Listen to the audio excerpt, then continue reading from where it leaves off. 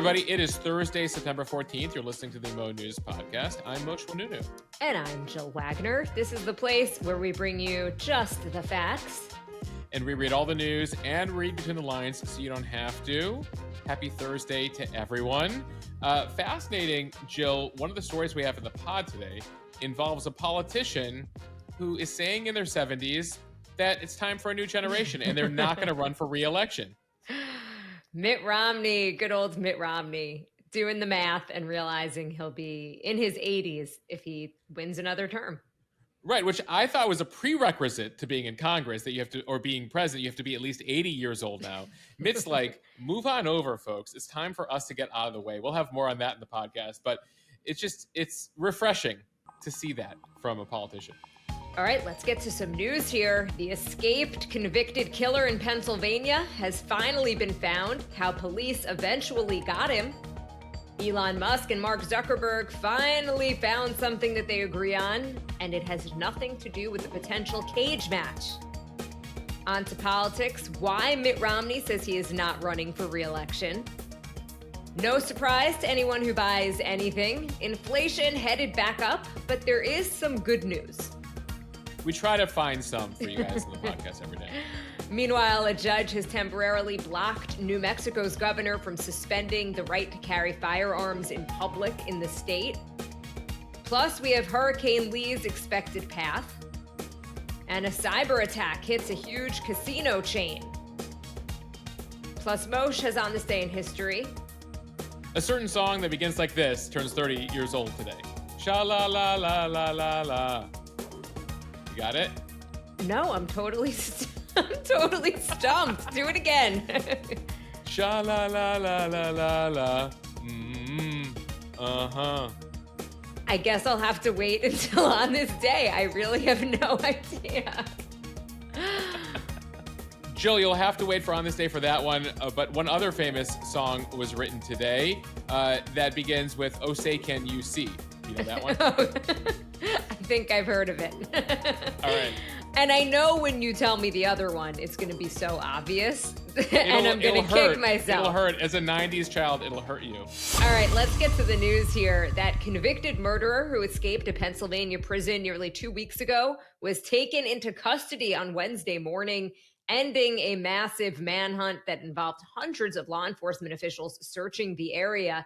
Convicted murderer Danelo Cavalcante faces life behind bars after he was found guilty last month of murdering his former girlfriend in front of her 2 children. He is also wanted for a 2017 homicide case in Brazil. So how did cops eventually find him? Well, they received a number of tips over the course of 2 weeks. And on Tuesday, police sectioned off an 8 to 10 square mile perimeter in northern Chester County, about 30 miles from the prison where he escaped. By early Wednesday, they started to close in on him. And at 1 a.m., a DEA aircraft picked up a heat-seeking signal and started to track it as tactical teams converged upon the area. And then somehow a lightning storm forced the aircraft to have to leave, which slowed down the tracking process. But law enforcement secured the area. They waited overnight until the tracking could start again. And then at 8 a.m., tactical teams surrounded that heat source in a wooded area.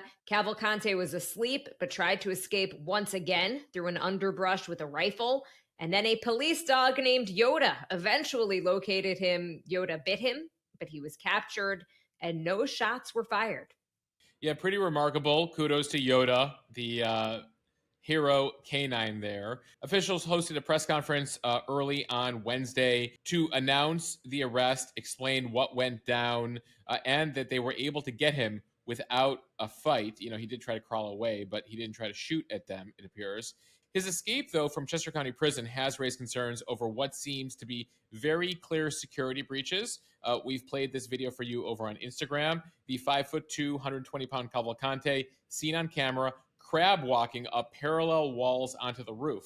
It's actually something that another prisoner did a few months back. They added barbed wire to the roof, but clearly that wasn't enough. And then Cavalcante did the same thing. He, looks around and then just starts crab walking up those 2 walls. Since the escape, the 18-year veteran guard who was on duty has been fired. Apparently he was on his phone at the time. Commissioners have said they need to implement immediately new reinforced security measures. And so we'll continue to monitor. And so we will continue to monitor that. In the meantime, when Cavalcante was found, he was wearing a Philadelphia Eagles sweatshirt. It turns out in that area, you can't go more than 10 feet or look in anybody's house or garage without finding an Eagles hoodie. The governor of Pennsylvania there, Josh Shapiro, has promised to replace any stolen sweatshirts.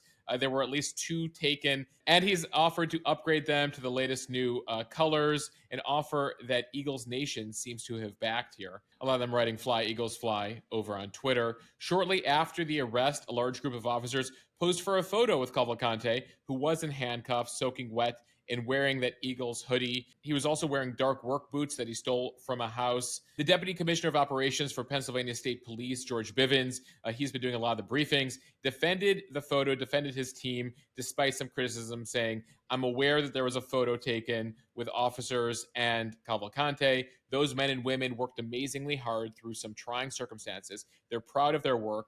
I'm not bothered at all by that." They took a photo with him in custody. We also heard from a number of you in the Mo News community, some of you who were upset by that photo, that it seemed like a trophy hunter type photo.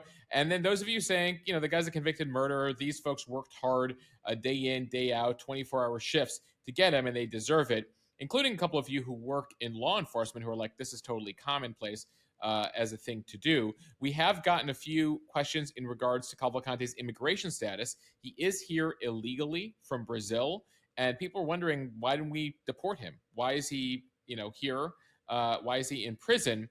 And so we looked into this, and because other countries are not required to jail people on the base of U.S., and so we looked into this and discovered that, number one, there's about more than 11 million illegal immigrants living here in the U.S. The U.S. was not alerted to the fact that he was even here until he murdered his girlfriend here in the U.S. He was put on trial. It turns out that we typically deport people who commit lower crimes. When it comes to things like murder, we feel it is best here in the U.S., despite the fact that someone might have come here illegally, to convict them and put them in prison here. It turns out that other countries are not required to hold people in jail for crimes they commit here in the U.S. So even if we deported him to Brazil, where he is wanted for a crime, we can't be sure that he would stay in prison. And so the U.S. typically, when it comes to this level of crime, even if committed by a non-citizen, tends to hold these people in U.S. prisons.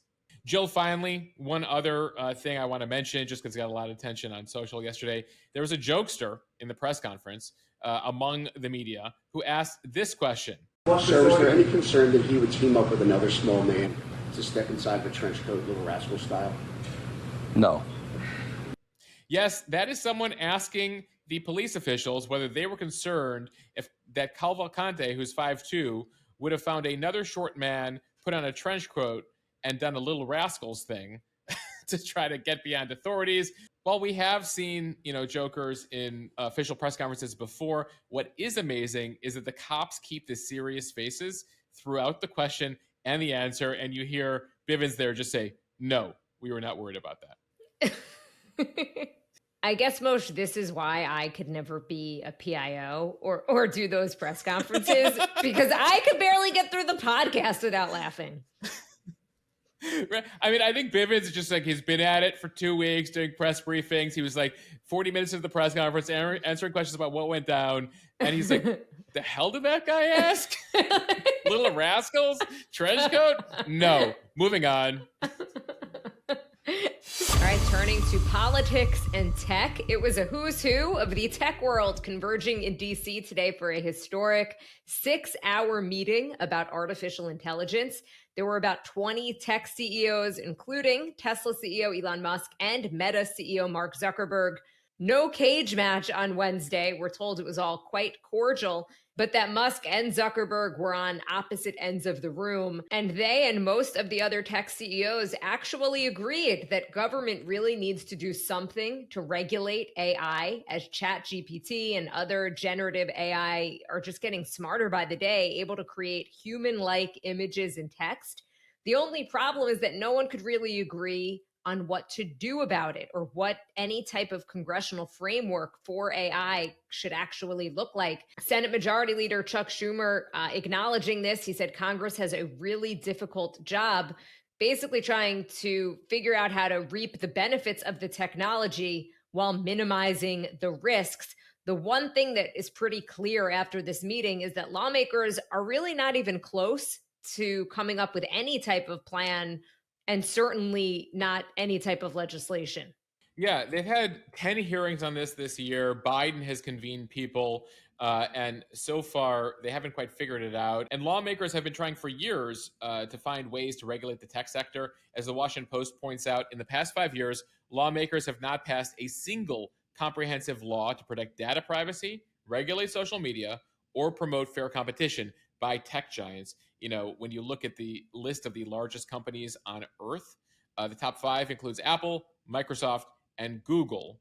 Meta, not far behind there. That is despite, again, numerous congressional hearings, spent grilling tech executives about the role of social media, election manipulation, abuses of user data, and monopoly like behaviors. Lawmakers, industry, and civil rights leaders and tech industry advocates say the U.S. cannot afford a repeat of past attempts to craft tech legislation, which became mired in partisan battles, industry lobbying, competing congressional priorities. Jill, also for many years, the philosophy from Congress was hands off, let tech grow. Internet is a new thing. Congress and the government are going to just mess it up. But there's been an admission in recent years that laissez-faire, that hands-free policy allowed social media to do what is done to society. And they can't allow a repeat here with AI, given even how much more powerful AI is. At one point, Chuck Schumer asked the room if government should intervene when it comes to AI. Everyone raised their hands. They looked around first, though, to see who else was going to raise their hands. You can't be that person in the room not raising their hand. Keep in mind, about 2/3 of the Senate was in the room, as you mentioned, a number of top tech CEOs. So a pretty significant group, and everyone agrees that something needs to be done. Elon Musk, of all people, actually said that he could envision a regulator, an agency dedicated to AI. By the government. He compared it to the issue of seatbelts in cars decades ago, that the government has to intervene here with some rules. The US is far behind Europe, other governments around the world when it comes to regulating technology. We often talk about the Europeans. It's one of the reasons even that the iPhone, as of this week, has the USB-C cable, because Europe likes to get involved, likes to protect the consumer, likes to protect privacy. And in the US, we tend to be much more hands-off. Now, keep in mind, most of these companies are located in the US, so we have an incentive to let these companies grow. Another place where a bunch of these AI companies are located is China, and incidentally, China just passed a law related to AI. So the US, again, far behind here. Jill, fun fact from yesterday, Forbes tried to count up the net worth of the room, given the billionaires that were there. A cool $500 billion in people. Must be nice. By the way, half of that's just Elon. He's worth like close to 250 billion, and then the rest of the room is the other 250 billion. When Mark Zuckerberg looks poor, I feel like that's when you know there's a problem. Right. He's worth less than half of Elon at about 110 billion as of today, Jill. All right, time now for the speed read from Politico. Senator Mitt Romney plans to retire at the end of his term next year rather than run for re-election. It caps a lengthy career in Republican politics. The Utah senator is one of the most distinguished figures in the GOP, serving as a moderate Massachusetts governor, winning the party's presidential nomination in 2012, and then serving in the Senate since 2019 as a check on Trumpism. I just want to play a little bit from his statement earlier on Wednesday. I've spent my last 25 years in public service of one kind or another. At the end of another term, I'd be in my mid-80s. Frankly, it's time for a new generation of leaders. They're the ones that need to make the decisions that will shape the world they will be living in. Okay, so do the math there. Romney is 76, by the way, in case you couldn't do the math there too quickly. He also said Wednesday that he didn't believe that either President Biden or former President Trump were willing to confront big challenges like climate change and the debt. Yeah, by the way, Trump, Biden, both older than Romney by a couple of years there. In an interview last week, Romney said he still hadn't decided whether he was going to run for re-election. Colleagues in both parties, from Minority Leader Mitch McConnell to Senator John Tester, who happens to be a Democrat in nearby Montana, both encouraged him to run, because that's what you do. is you keep that position for life, Jill. Romney, though, not wanting to become one of the rest of his colleagues, he says he's done here. He, of course, entered the Senate with far more buzz than the typical freshman. He, happened to be the 2012 presidential candidate, losing to President Obama that year. And he has felt like he can take some risks here, make some deals. He was the only Republican senator to support convicting former President Trump of impeachment. Romney was the only Republican senator to support convicting President Trump at his first impeachment trial, and then, of course, was among the group that voted to convict Trump at the second impeachment trial. During the first couple of years of the Biden presidency, Romney was a key member of the Senate's bipartisan groups, playing a central role in the infrastructure law. He also supported bipartisan compromises on gun safety, marriage equality, microchip manufacturing, despite other conservatives opposing it, not wanting to do anything with a Democratic president in Biden. All along, Romney has earned the ire of Trump and his allies, starting with his condemnations of Trump's behavior, of his conduct, of course, voting to convict in the impeachment trials. Now, Romney would have likely faced a primary challenge in Utah had he run again, though his approval rating in the state continues to remain high. It really is a stunning contrast because the other senator from Utah is Mike Lee, who is very hardcore conservative, very much not bipartisan. And Romney really wanted to come in there and show that there was a different way of doing politics. And he's doing it even with his departure here, very George Washington style. Like, I've served my time. It's time for a new generation. And it'll be interesting, Jill, to see if anyone heeds this call. You can imagine Biden and Trump will not. And it does come a few days after Nancy Pelosi said she is running again despite turning 84 next year. Jill, doing the math there, she would have been old enough to babysit Mitt Romney. She's 8 years older than him. Okay, so now I am picturing like a 13-year-old Nancy Pelosi babysitting for maybe a 5-year-old Mitt Romney. Is that the age we're thinking? Right. Yeah, I'm thinking like Mitt's in elementary school, Nancy's in high school, trying to like make some extra money as a babysitter. And that's where we're at. And now, what are we, 70 years later, and they're all in Congress together, but Mitt's the only one saying, I have other things to do in my life. I don't know what's up with all you people who just want to be in Congress for the rest of time. All right, let's turn to the economy and some new numbers on inflation. From CNBC, the Consumer Price Index shows that inflation rose in August in part because of higher gas prices. But there is some good news for Americans. Economists say that the increase is likely temporary. So aside from energy, there are signs that inflation continued to go down in August. Inflation, again, it just measures how quickly prices are rising across the U.S. economy. So in August, the CPI increased 3.7% from 12 months prior. In July, it was only at 3.2%. So clearly that pace picked up. And for a little bit of perspective, the rate is significantly lower than where it was in June of 2022 at 9.1%, which was the highest level since 1981. A lot of numbers there, Moshe. The point really is you're not dreaming. Everything just costs a lot more money. Yeah, though it's going up slower than it was before. Slight uptick in July. They see it potentially coming down again. Keep in mind what you talk about here in the Consumer Price Index, the CPI as they refer to it. It is a barometer of inflation. It measures the prices of everything from the groceries, the fruit, the produce that you're buying, to haircuts, to concert tickets. And as you mentioned, gas prices, which jumped 11%, nearly 11% in August. Gasoline cost $3.84 a gallon on average as of Tuesday, according to AAA. Now, while gasoline prices have risen in the short term, they have declined from a year ago. They're up from January, they're down from last year, and there are projections that the prices will gradually come down in the fourth quarter. You have seen some factors like Saudis and Russians lowering oil production, which could keep the prices slightly elevated. Housing was the largest contributor to the rise of the inflation index in August, according to the Bureau of Labor Statistics. However, rent inflation is poised to keep falling.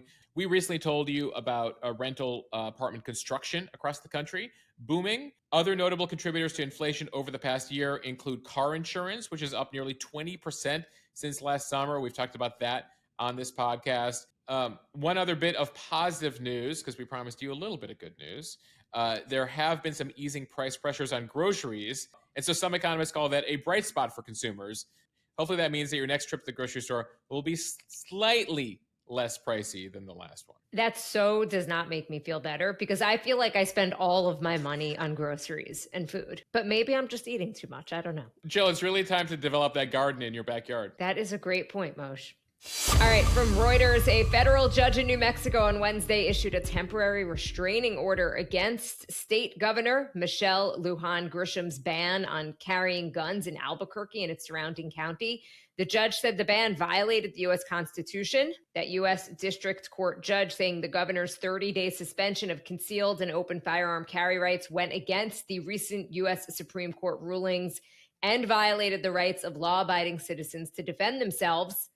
He said, quote, they just want the right to carry their guns, talking about several plaintiffs who had requested restraining orders on that emergency public health order. The Democratic governor issued the suspension of firearm carry laws to offer a cooling off period, her words, in which authorities could address solutions to the state's high rates of gun crime after several children were fatally shot. Yeah, there have been protests in recent days of defiant New Mexicans, some led by the Republican Party in the state, carrying their guns in public outside the Capitol there with their rifles, with their arms.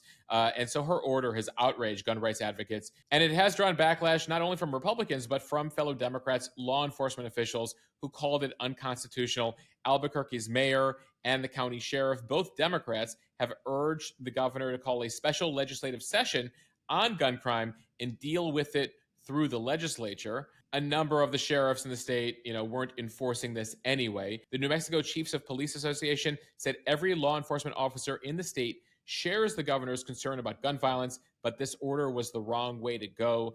They're also calling on her to go to the state legislature and do it through that process. Check out the numbers here. Gun violence kills about 500 people every year in New Mexico. It ranks 6th among U.S. states for gun deaths per capita. Number 1 and 2 up there are Louisiana, Mississippi, and then New Mexico is still there in the top 10. Albuquerque is among the 10 most dangerous cities in America. For AccuWeather, Hurricane Lee, not the Category 5 hurricane it once was over the open Atlantic, but meteorologists are warning that it will still unleash significant impacts in eastern New England and Atlantic Canada by this weekend. On Wednesday morning, Lee was a major Category 3 hurricane with sustained winds of 115 miles per hour.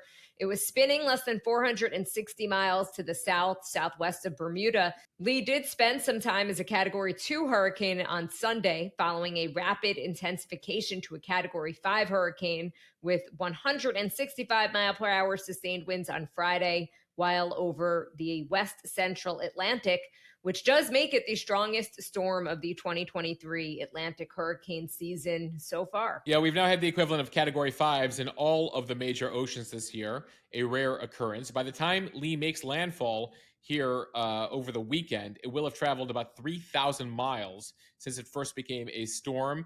Now, its impacts will depend on the exact track, but basically everywhere from Cape Cod, Boston, up through the Maine coast, you guys need to be on the lookout this weekend, as it could make landfall anywhere between late Friday and early Sunday. Near where Lee rolls ashore, a significant storm surge will occur, along with the strongest winds and risk of property damage. North and west of Lee will be where heavy rain develop, causing a high risk of flooding for streams and rivers, where several inches of rain could pour down in just a matter of hours. So meteorologists have given an all clear for most of the Atlantic coast. It really looks like it's aiming at New England here. But given how wide Lee is, we could be experiencing stuff in the tri-state area, Pennsylvania, Jersey, Long Island. Jill, I'm looking at you. You could see some winds and rain this weekend, particularly Saturday. Don't host a barbecue if you were planning one. This weekend is Rosh Hashanah, Moshe, so no barbecues for us. Yeah, the Jewish New Year, where brisket is a staple. And maybe some challah. All right, from USA Today, a cyber attack hits MGM Hotels and Casinos. Over a dozen of their hotels and casinos had to shut down operations after a cyber attack on its computer systems Sunday left the resort chain vulnerable. Computer systems at all MGM properties have been shut down for the immediate future until the issue is resolved. MGM Resorts International is working with external cybersecurity experts to resolve these cybersecurity issues affecting some of the company's systems. The incident began on Sunday with guests sharing stories on social media about not being able to make credit card transactions, obtain money from cash machines, and enter hotel rooms using key cards. Videos showed that gambling machines had gone dark, but the company says that its resorts, dining, entertainment, and gaming are now operational, but it didn't specify whether these operations were being handled manually. As of Wednesday, the MGM website still offline. I never thought about that regarding hotel keys, not being able to get into your hotel room. Yeah, the more we put online, the more we attach to computers, the more difficult it is when those don't work. MGM says reservations and casino floors in Vegas, as well as in states Maryland, Massachusetts, Michigan, Mississippi, New Jersey, New York, Ohio, all affected. The FBI has begun investigating the cyber attack. It's characterizing the investigation as ongoing so far. MGM and law enforcement agencies have not disclosed the origins of the cyber intrusion nor the extent of its impact. However, Bloomberg reports that people familiar with the matter have said that hackers, it's a group known as Scattered Spider, are the same group of attackers that breached Caesars Entertainment just weeks earlier. The hackers are demanding a ransom from MGM. And this is not the first issue MGM has dealt with. In 2019, they had a major cybersecurity issue that exposed personal information for about 11 million people. And so I've been hearing from a lot of people in the Vegas area who are concerned about this. You know, tourism is key there. And if these cyber attackers are able to breach these casino systems, that's a major concern. All right, now time for everyone's favorite segment, On This Day in History. Jill, I heard from a couple of people on Instagram this week that some people like to forward to this section before they get out of the car to go into school or work for the day. Moshe, it's funny you say that because I was talking to my dad about the podcast earlier today, and he said the same thing. Not that he skips to the segment, but that he loves it and that he feels like he learns something new each day. All right, Warren Wagner, this is for you. Let's begin in 1814 with one of the songs I mentioned at the top. Francis Scott Key wrote the Star-Spangled Banner on this day. It was a poem originally known as The Defense of Fort McHenry. He was witnessing the British bombardment of Fort McHenry, Maryland during the War of 1812 and is inspired. It turns out, though, this does not become the official U.S. national anthem for more than 100 years. Finally, in 1931 is when we adopt the Star-Spangled Banner as our national anthem. All right, fast forward to the 1960s. On this day in 1964, turning 59 years old today, the Pop-Tart. What's your favorite Pop-Tart, Moshe? Oh, it's frosted strawberry, Jill. You? Moshe, brown sugar cinnamon, although I quickly did a Google search and I see that they have a variety pack with both brown sugar cinnamon and frosted strawberry. All right, once your kitchen renovation's done, I'm looking forward to breakfast at your place with with Pop-Tarts. Jill, this does remind me, though, that a couple years out of college, had a late night, might have had a few drinks, and I remember, really craving Pop-Tarts. And it was the early days of the Amazon app, and I clearly didn't look at what I was ordering, and so I accidentally ordered several hundred boxes of frosted strawberry Pop-Tarts. Were you like, why is this $200? I don't think I looked at the price. I think it arrived. And I was like, I thought I ordered like 4 boxes of Pop-Tarts, but it was like it was 4 huge. Anyway, needless to say, I had Pop-Tarts for a couple of years. Actually, I would eventually meet Alex, and she would look in my cabinet. She's like, what are you doing with all these Pop-Tarts? And years later, I still hadn't finished all of them. And of course, that was it for those Pop-Tarts. They were probably still good. Like the Twinkie, you can keep those in your cupboard for a couple of years. All right, fast forward to the 80s. One of our favorite TV shows, The Golden Girls, premiered on NBC 38 years ago today. One notable thing about the show, each of the 4 stars received an Emmy Award, making it one of the only sitcoms ever where all of the stars have won an Emmy.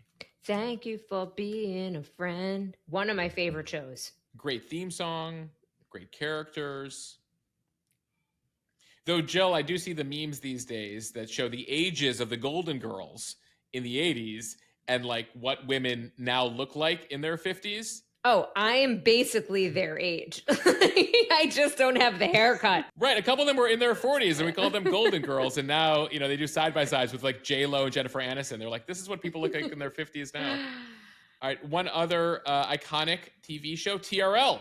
Total Request Live, hosted by Carson Daly, premiered 25 years ago today in 1998. The show would last for just about 10 years, till 2008. MTV did try to bring it back like 2016, 2017 in the YouTube era, and people are like, what is this about? Jill, tell your kids one day that they once had to wait until they got home from school for the premiere of a music video. They couldn't just cue it up on their phone. Staying with music news here, in 1974, on this day, I Shot the Sheriff hit #1 on the music charts. While the song had been written by Bob Marley, Eric Clapton's version was the one that ascended to the top of the charts. Is that what you were singing at the beginning of the podcast? Oh, no. That's this song.